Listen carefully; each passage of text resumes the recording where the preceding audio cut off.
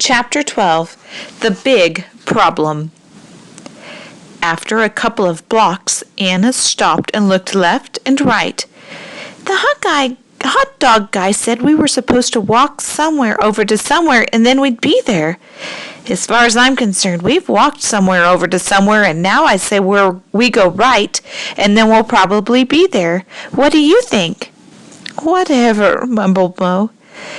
I think, said Tony, that you should give me your cell phone, Anna, and I'll try to call Mr. G. Maybe I'll have better luck reaching him than you. Anna gave the phone to Tony. Tony dialed the numbers, cocked his head, and held the phone to his ears. After a few seconds, he shook his head back and forth and said, "My luck stinks too." "No, not just your luck," Mo said, pinching his nose. "Do you know what this spells? DEODORANT. Tony ignored Mo. "I got the stupid no reception recording too, Anna. I think that cell phone companies and boys with really long names that are impossible to spell. STINK, he said as he looked at Mo. And I also think that you are right, Anna. So right it is. Pretty funny, huh? Right and right? Yeah, it was so funny that you should have your own late-night television show, Mo sarcastically replied. Tony thumped Mo on the shoulder and smiled. "I will have my own show someday, my stinky friend. But first things first," Tony said, stepping ahead of Anna and Mo and taking the lead. "David Letterman, here we come." The three kids turned right onto 3rd Street and plodded down the sidewalk. Tony stopped abruptly. Anna and Mo ran into the back of him. "What are you doing?" asked Mo. "Check it out," said Tony. "I think we've walked somewhere over to somewhere to the, wrong place." "Wow!" exclaimed Mo. "Look at all of these motorcycles.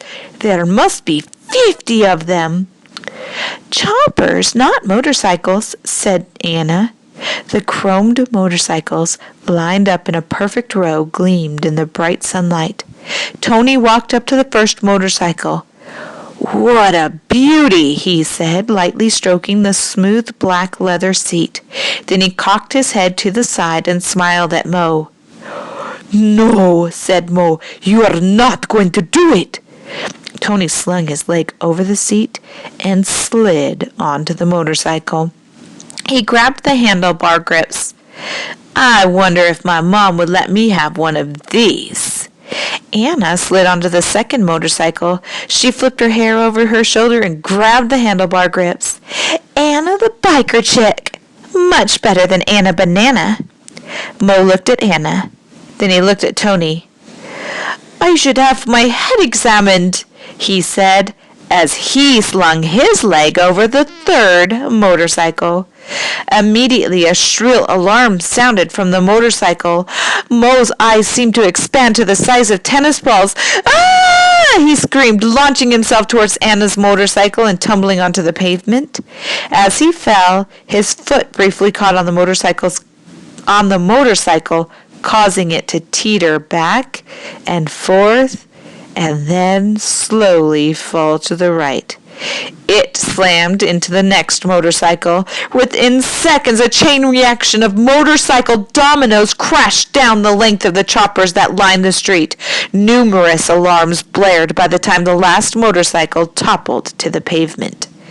Tony and Anna sat on their motorcycles and quietly stared at the debacle.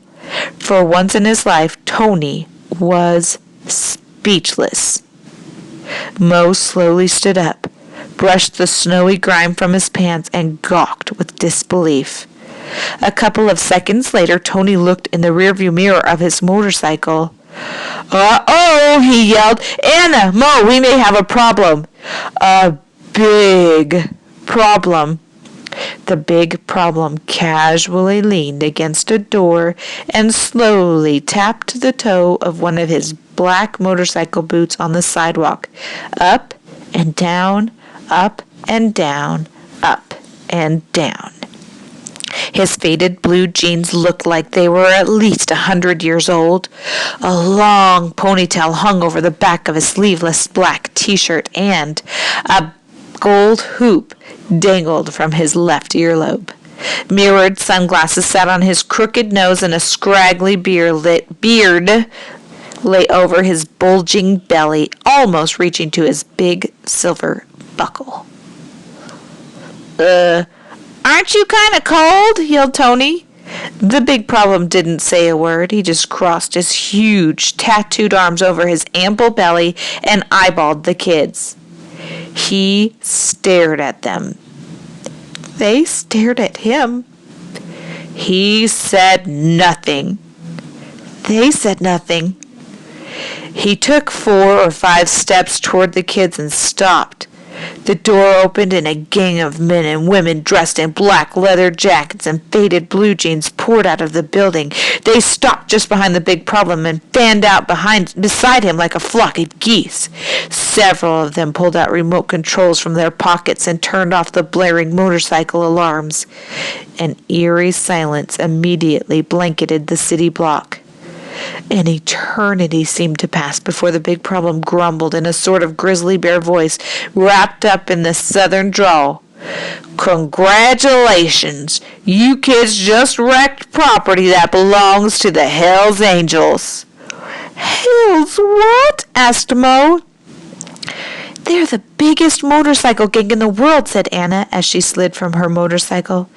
"I think we have a big problem." Anna, Tony, and Mo moved together. The gang stared at the kids. The kids stared at the gang. The gang said nothing. The kids said nothing. The gang slowly moved towards the kids. "Mo, we really are dead now," said Tony as the gang closed the gap between life and death.